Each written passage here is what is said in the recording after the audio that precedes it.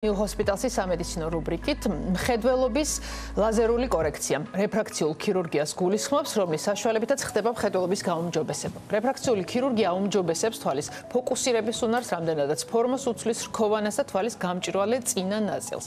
მხედველობის ლაზერული კორექციის შედეგად პაციენტს აღუდგება მხედველობა და აღარ სჭირდება სათვალე ან კონტაქტური ლინზები. მხედველობის ლაზერულ კორექციაზე სასაუბროდ სტუდიაში შემოგვიერთდა ექიმი, ოფთალმოლოგი, ოფთალმოქირურგი, მედიცინის ფაკულტეტის დოქტორანტი თამარ ცირეკიძე. მოგესალმებით, ქალბატონო თამარ, მადლობა სტუმრობისთვის. ბევრმა იცის, მაგრამ მაინც ავხსნათ, რას მოიცავს, რას გულისხმობს მხედველობის ლაზერული კორექცია. მიხარია, რომ ასეთი საინტერესო თემით ვართ დღეს ეთერში, მიხარია ასევე თქვენთან სტუმრობა ყოველთვის. ლაზერული კორექცია არის საკმაოდ მარტივი, უსაფრთხო, ხანმოკლე და ზუსტი ოპერაცია, რომელიც გულისხმობს კარგი ხედვის მიცემას პაციენტისათვის, რომელიც ატარებს სათვალეს და კონტაქტურ ლინზას. თუ მას არ სურს, რომ ატაროს სათვალე ან კონტაქტური ლინზა, შეუძლია გაიკეთოს ლაზერული კორექცია, რის საშუალებითაც მთელი ცხოვრების განმავლობაში ისეთი დარღვევები მხედველობის, როგორიც არის ახლოს მხედველობა, შორს მხედველობა, ასტიგმატიზმი, ერთხელ და სამუდამოდ მოგვარდეს. ეს არის ძალიან მნიშვნელოვანი, იმიტომ რომ მართლა რაღაც წამები შეიძლება დავთვალოთ, ხო, რაც გრძელდება ოპერაცია, ძალიან ხანმოკლეა. მაგრამ იძლევა იმის შედეგს, რომელიც არის ძალიან ხანგრძლივი, ხო? რაზე არის დამოკიდებული შედეგი და ვთქვათ, რამდენად შეგვიძლია თამამად ვთქვათ, რომ ეს არის პრობლემის აღმოფხრის იდეალური შესაძლებლობა. ჩვენ როგორც აღვნიშნეთ, მხოლოდ მხედველობითი დარღვევების დროს, ახლო მხედველობის, შორს მხედველობისა და ასტიგმატიზმის დროს კეთდება ეს პროცედურა. გამომდინარე იქიდან, რომ ეს არ არის დაავადების სამკურნალო ოპერაცია, ვთქვათ, არ არის კატარაქტის სამკურნალო, გლაუკომის სამკურნალო. ითვლება ოპერაციად, რომელიც არის მოწოდებული იმისათვის, რომ ადამიანის ცხოვრების ხარისხი გაუმჯობესდეს. აქედან გამომდინარე უდიდესი მნიშვნელობა აქვს იმ საბოლოო დასკვნას, რომ ფიზიკურად გართულებების რისკი არის თეორიული. თუ ჩვენ გადავწყვიტეთ, რომ კი პაციენტი ლაზერული კორექციისათვის არის გამოსადეგი და კეთდება აქ ლაზერული კორექცია, ეს იმას ნიშნავს, რომ ის შედეგი, რასაც ჩვენ მივიღებთ მეორე დღეს, გაგრძელდება მთელი ცხოვრების განმავლობაში და არის მხოლოდ როგორც აღვნიშნეთ, თეორიული შანსი გართულებების. აქ არ გვაქვს არანაირი პრაქტიკული შანსის უფლება, იმიტომ რომ როგორც თქვით, კეთდება ცხოვრების ხარისხის გაუმჯობესების მიზნით.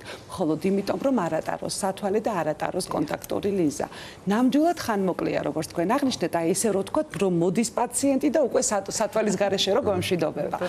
პირველი ვიზიტის დროს თუ პაციენტს აქვს სურვილი, რომ გაიკეთოს ლაზერული კორექცია, უტარდება კვლევები, გამოიკვლება მთლიანად თავიდან ბოლომდე თვალი. ამას რა დროს სჭირდება? ამას სჭირდება საშუალოდ 2 საათი მაინც, იმიტომ რომ მოსამზადებელი პერიოდია. მოსამზადებელი პერიოდი.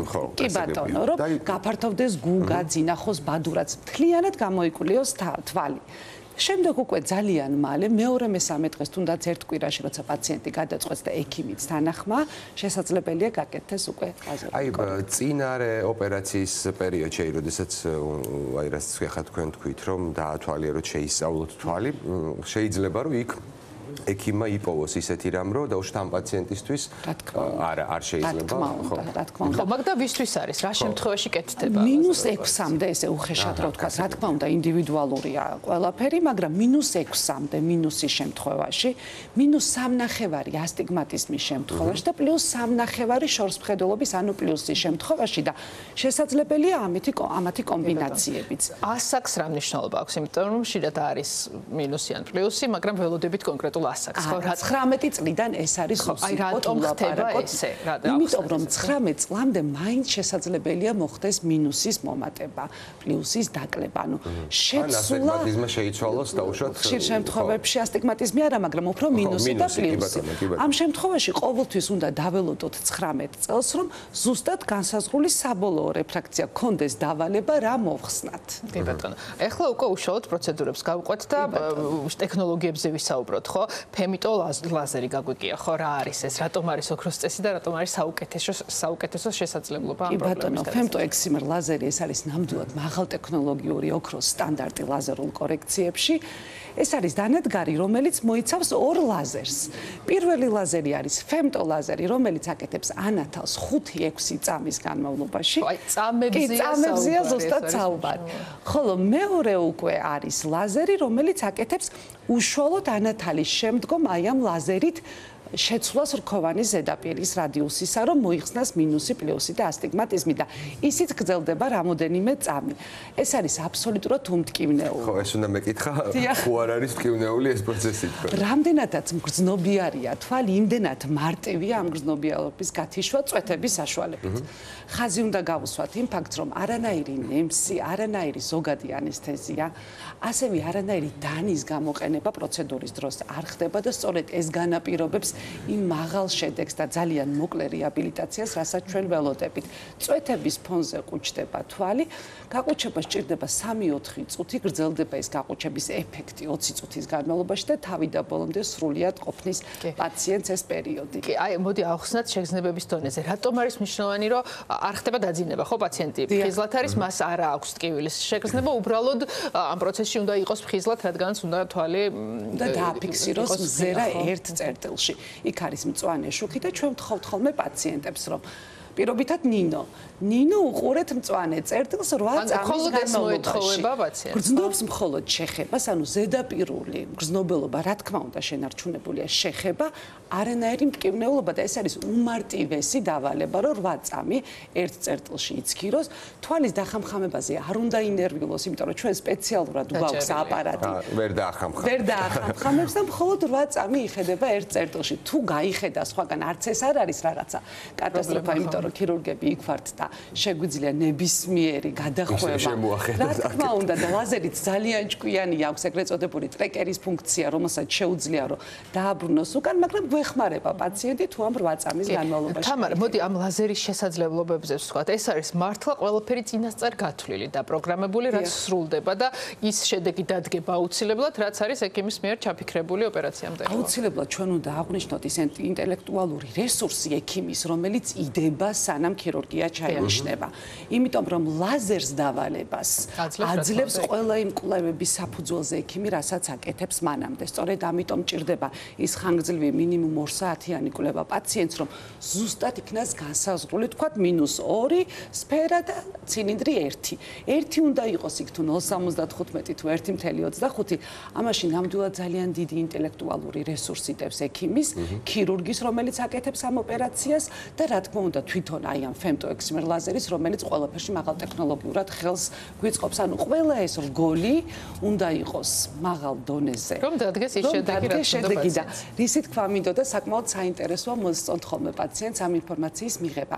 რა შეუძლია ლაზერს? აი რომ წარმოვიდგინოთ, რა თქმა უნდა ეს თეორიულად, პრაქტიკულად ამითი არავინ არ ერთობა, თმის ღერზე შესაძლებელია ამ ლაზერის საშუალებით ტექსტი დაიწეროს. ტექსტი, ჩვენი სახელი და გვარიც კი შეიძლება ზუსტად თმის ღერზე ამოიტვიფროს, წარმოიდგინეთ თქვენ როგორი დახვეწილი და ზუსტ ლაზერზე. სანამ აქამდე მივიდოდა, რა გზა გაიარა ამ ყველაფერმა, ხო? ეს რა მოგცა საბოლოოდ ამ femtolazerმა და მანამდე ვთქვათ ეს ოპერაცია თუნდაც რაღაც 10 წლის წინ რა სირთულეებთან იყო და დროსთან დაკავშირებით. წინ კეთდებოდა დანის გამოყენებით, რასაც ეხლა აკეთებს ლაზერის ზუსტ ანათალს. ეხლა თმაზე ესე ზუსტად რო წერს, წარმოიდგინეთ თქვენ, როგორ ზუსტად იმეორებს რადიუსს რქოვანისას. რქოვანას ხო სფეროსებრი ფორმა აქვს.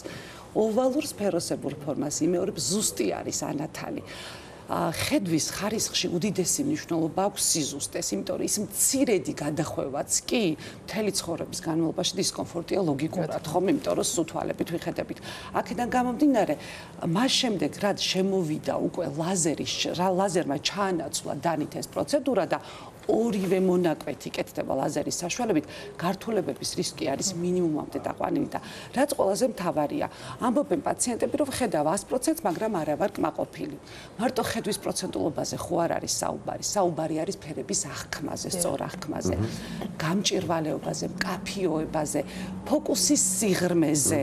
ანუ მარტო ის რომ დავინახე არ აქვს მნიშვნელობა, დაინახე როგორი მკაფიოებით, როგორი კომფორტით, როგორი ღრმა ფოკუსით. ხო, აქ არის ეს. კი ბატონო და ამ ყველაფერში გვეხმარება ეს ჩვენი საამაყო femtoexcimer ლაზერი. აი მე რო პაციენტი ვიყო, აუცილებლად ამაინტერესებდა და ამას ვიკითხავ, გავიგე ყველაფერი, ის რომ ზუსტად აკეთებს ანათალს, ის რომ ძალიან დიდი რესურსი ცხადია უნდა ჩადოს ქირურგმა და ინდივიდუალურად შეადგინოს თითო პაციენტზე პროგრამა, რასაც მე ამ ლაზერს დაავალებს, მაგრამ დამთავრდა ოპერაცია და მე მოვდივარ სახლში. მე ხომ არ მექნება დისკომფორტი, ტკივილი, აი როგორია. და რამდენ ხანში მოვდივარ სახლში? ხო, სახლში რამდენ ხანში მოვდივარ. დასრულდება თუ არა პროცედურა, წაბრძანდება პაციენტის სახლში, თვალები ახვეული რა თქმა უნდა არ არის. იმ დღისით 2 საათის განმავლობაში არის უცხო სხეული შეგრძნება. როცა გაივლის უკვე გაყუჩება, თითქოს არა ტკივილი, არამედ შეგრძნება თითქოს წამწამი სწორედ ესე აღნიშნავენ. თითქოს წამწამი ჩაგივარდა თვალში და მცირე ცრემლდენა, რომელიც მხოლოდ 2-3 საათი გრძელდება. წვეთების ჩაწვეთებას იწყებს იმ დღესვე პაციენტი და მეორე დღიდან თქვენ რომ განახათ როგორი სახეებით მოდიან. როგორი განათებული თვალები. გიყვებიან რომ აი რომ მოვდიოდი გზაში მანქანის ნომერი დავინახე, ავტობუსის ნომერი დავინახე. ცხოვრების წესი იცვლება. აბსოლუტურად გამომეტყველება როგორ იცვლება.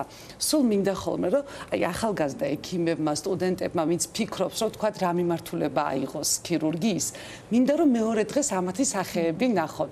ეს ისეთი საოცარი ემოციაა დაბრუნებული, რომ დაახლა ყველაფერი სტრესი გავიწყდა. კი, იმიტომ რომ ეხა გამახსენდა და მინდა რომ მოვყვე და გითხრათ, აი სოციალურ ქსელში ვიდეოებს რო უყურებ, ხომ ყველაზე მეტად მიყვარს პატარა ბავშვებს პირველად რო სათვალეს მოარგებენ, მათი ემოცია როგორი სავსე არის ყველაფრით, არ ვიცით, ეხა სწორედ ამაზე საუბრობდით თქვენც კი. თან ჩვენ საზოგადოებაში გავიხსენოთ ჩვენი ბავშვობა, ხო, რაღაცა ესეთი მანკიერი შეხედულება იყო სათვალეზე.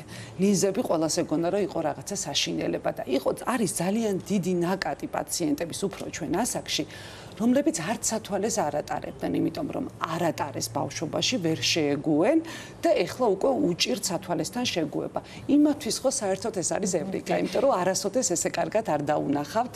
კი, და თამარ, ალბათ შევეხოთ იმასაც, როგორი მდგომარეობა გვაქვს, იგივე ეს მინუს პლუსი, რამდენად თუნდაც ამ ტელეფონებმა, გაჯეტებმა ჩვენს ირგვლივ, რამდენად უფრო გაზარდა სტატისტიკა ამის საჭიროების და დღეს რამდენად მნიშვნელოვანი არის ზუსტად ამ პროცედურის ის, რომ რაღაც მართლა წამებში გრძელდება, რამდენიმე წუთში სახლში შეგიძლია წახვიდე და პრინციპში მეორე დღიდან უკვე სრულად ახალ ცხოვრებას იწყებდით. გარდა იმისა, რომ თქვათ, ეხლა დიაგნოსტირების მეთოდების გამრავალფეროვნებამ და გაღრმავებამ რა თქმა უნდა აღმოაჩინა, რომ ძალიან ბევრი პრობლემა არის. სანამ ესე დაიხვეწებოდა დიაგნოსტირება, ხშირად ვერ ხვდებოდნენ, რომ ბავშვი ცუდად ხედავს, ან ადამიანი ცუდად ხედავს, გონია, რომ ეს არის კარგი ხედვა, რასაც ხედავს ბავშვობა.